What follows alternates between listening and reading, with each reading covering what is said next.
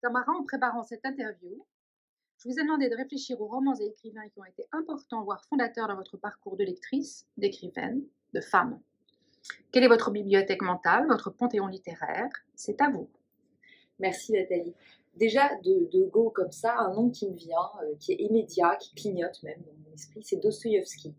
Et c'est déjà, il faut aussi resituer les choses, c'est que je pense que dans toutes les familles, on a des noms d'écrivains, des marottes littéraires dont on est imprégné vers 14-15 ans. Je pense les parents mettent une pression, il faut avoir lu tel auteur. Et moi, dans ma famille, il y avait aussi cette origine russe. Mais Dostoïevski était fondamental pour plusieurs raisons. Déjà parce que les névroses dostoïevskiennes ressemblent aussi à des névroses familiales.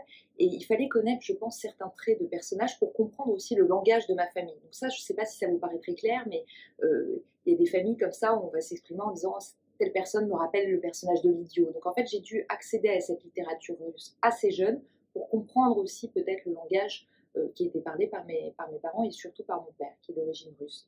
Et du coup, j'ai lu cet auteur assez tôt, en disons début de vingtaine, on va dire plutôt, avec une traduction qui est une nouvelle traduction des éditions Babel, puisqu'il y a eu une sorte de conflit de traduction, et il faut, moi en tout cas, je conseille de le lire dans cette traduction-là d'André Markovitz. Et j'ai eu un véritable choc littéraire pour la brutalité de la langue et la brutalité des caractères et des personnages. Et je me suis dit, ben voilà la réalité telle que moi aussi je la vois. Des êtres comme ça à nu avec leur état quasi pulsionnel. Et ensuite, donc, j'ai gravité pendant des années autour de la psychanalyse, autour d'une littérature assez classique, psychanalytique.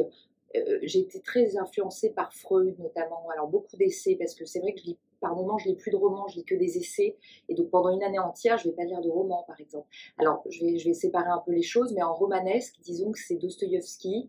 Ensuite, il y a eu Stefan Zweig, vraiment là, il y a eu en plus les mots, la beauté des mots, la foi en la vie, la foi en l'amour qui est venue, parce que chez Zweig, il y a quand même quelque chose de plus noble que chez Dostoïevski, hein, au sens primitif et archaïque, hein, pas au sens, je ne fais pas de jugement ou de classement là, entre les auteurs. Ensuite est venu Tolstoï, plus tard, hein, vers 25 ans, je dirais, où là, vraiment, avec une sorte d'appel quasi religieux de la vie, et puis la naissance des idéaux, etc. Donc ça, c'est tout le pan classique. Les classiques français sont extrêmement importants pour moi. Maupassant, les nouvelles en plus, c'est quelque chose. Maupassant, je l'ai découvert à l'école, je crois, à 13-14 ans, enfin, on devait le lire. Et il y avait le Horla, et le Horla était tellement perturbant. Il y avait aussi la parure. La parure, c'est une nouvelle effroyable. Enfin, quand on lit ça, on est en empathie avec la jeune femme qui perd l'objet qui a une valeur immense. Et puis en fait, on se rend compte à la fin, je vous spoil, mais on se rend compte que c'était un faux qu'elle avait. Et on se dit, c'est pas possible, elle a gâché sa vie pour ça, pour si peu. Et là, il y a un choc. Et c'est ce que j'essaye de retrouver, toujours. Et quand je lis un livre, j'essaye toujours de retrouver ce glaçon, ce côté un peu, ce coup de marteau. Je crois que c'est Kafka qui disait, faut se prendre un coup. Enfin, il ne le disait pas du tout comme ça, mais enfin, vous voyez ce que je veux dire, quoi. Quelque chose qui vous prend là et vous dit, oh, c'est trop monstrueux, ou c'est vraiment ça la vie, ou c'est enfin quelque chose m'attrape, quoi, quelque chose me prend l'âme. Et donc il y a eu voilà, il y a eu Kafka aussi qui est très très important pour moi, des destins un peu foudroyés aussi dans les auteurs comme ça, nerveux, rapides. Il y a eu Kundera à un autre moment. Alors je vous cite que des hommes et c'est pas bien du tout, mais je vais être très honnête, il y a peu de femmes qui m'ont touchée parce qu'il y avait peu de femmes auteurs aussi dans les classiques, hein, c'est aussi ça, les femmes contemporaines me touchent beaucoup, mais à cette époque-là, quand je disais les classiques, bah, malheureusement c'est les choses du temps. Il y a eu, il y a eu Virginia Woolf énormément, bien évidemment. Il y a eu Françoise Sagan aussi plus tard et dans un autre registre. Donc j'ai découvert aussi à l'adolescence, mais dans les livres que je lisais l'été, il y avait quelque chose de très nostalgique dans cette lecture. J'ai été donc très touchée par Maupassant. J'ai été bouleversée par Gustave Flaubert. Et je crois que Gustave Flaubert, Madame Bovary, ça reste pour moi quand même l'archétype du roman où je suis capable de le reprendre, de le relire.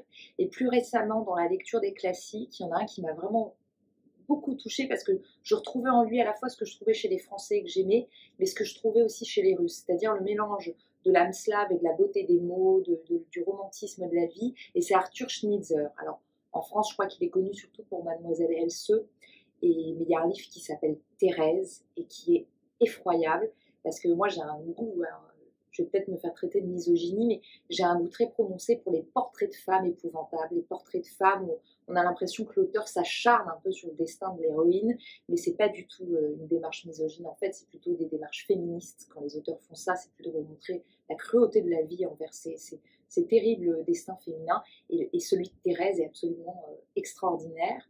Je me revois en parler avec un ami qui le disait aussi. C'était tellement parfois macabre, l'héroïne paraissait par moments très médiocre et parfois grandiose, et c'est ça qui est génial, c'est le caractère polymorphe d'un être humain qui peut être traité dans un texte. On peut être grandiose un jour et le lendemain on peut être absolument minable. Et voilà, donc ça c'est tout ce panthéon littéraire, j'en oublie vraiment beaucoup, je pense. Il y a la poésie aussi, vraiment la poésie est très importante pour moi, parce que quand je ne vais pas bien, je lis de la poésie. Et il y a aussi dans le théâtre, tout un pan du théâtre que j'adore, et j'adorais aller à la Comédie Française quand c'était ouvert, qu'on pouvait y aller. D'ailleurs, je trouve ça lamentable que tout soit fermé, c'est dramatique, ça rend fou. C'est Tchekhov, le théâtre de Tchekhov, qui est absolument fabuleux parce qu'il est totalement contemporain pour nous.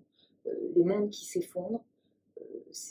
Là, on est aujourd'hui, avec la Covid ou le Covid, on est complètement là-dedans, on est dans des mondes qui doivent se réinventer, on est dans des choses même parfois lamentables, et on est dans une époque totalement tchécovienne, je trouve. Alors, deux questions oui. ayant trait à votre panthéon littéraire. Quel a été votre premier choc littéraire? Quel est le livre dont vous vous souvenez? Oui, c'est Crime et Châtiment de Dostoïevski, et en fait, ce qui m'a choquée, c'est que j'avais l'impression de pénétrer dans des pensées qui n'étaient pas autorisées dans le monde admis. C'est que de voir un peu les errances du personnage de Raskolnikov et tout ce monde brutal, absolument monstrueux, ce meurtre froid. Et puis là, j'étais très jeune, là j'étais ado, et comme il y avait ce côté enquête policière qui rendait le livre accessible, c'était pas le classique poussiéreux à fuir, il y avait quand même quelque chose.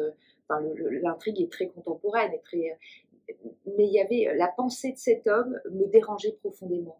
Il y avait quelque chose je trouvais de dérangeant, parce qu'on ne m'avait jamais autorisé, ou autour de moi, je n'avais jamais entendu de tels questionnements intérieurs sur la culpabilité, et je pense que ça a été vraiment un coup de choc. Et je me souviens de quand je le lisais, j'avais une édition de poche, je me souviens très bien de comment était le texte, et je me souviens de la musique que j'écoutais pendant la lecture à cette époque-là. Donc, ça a été un vrai effroi. Mais il y a eu autre chose, il y a une nouvelle qui m'a vraiment marquée, c'est La Vénus d'Île de Prosper Mérimée.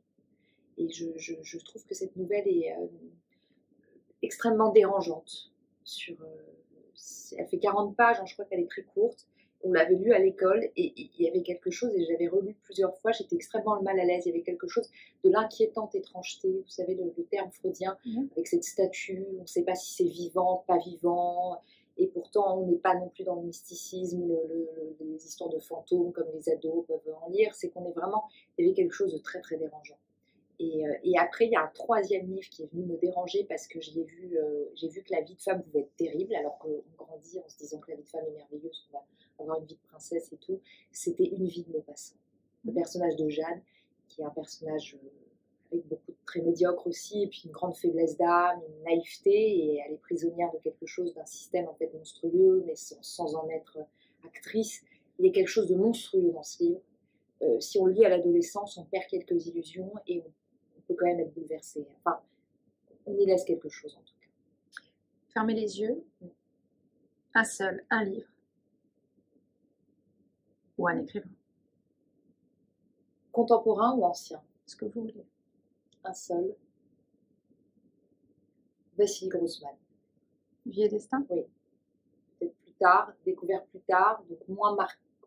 Je trouve que ce qu'on lit adolescent nous marque au fer, parce qu'on essaye toujours de chercher ça, de chercher l'état de la découverte. Donc ce qu'on lit plus tard, c'est triste, parce que ça nous marque moins, mais quand on lit Vie et destin à 30 ans, il y a quand même... c'était extrêmement novateur, et en fait, sans que je le sache à ce moment-là, c'était lié aussi à mes racines, donc il y a eu quelque chose de bouleversant, et puis la langue aussi. Merci.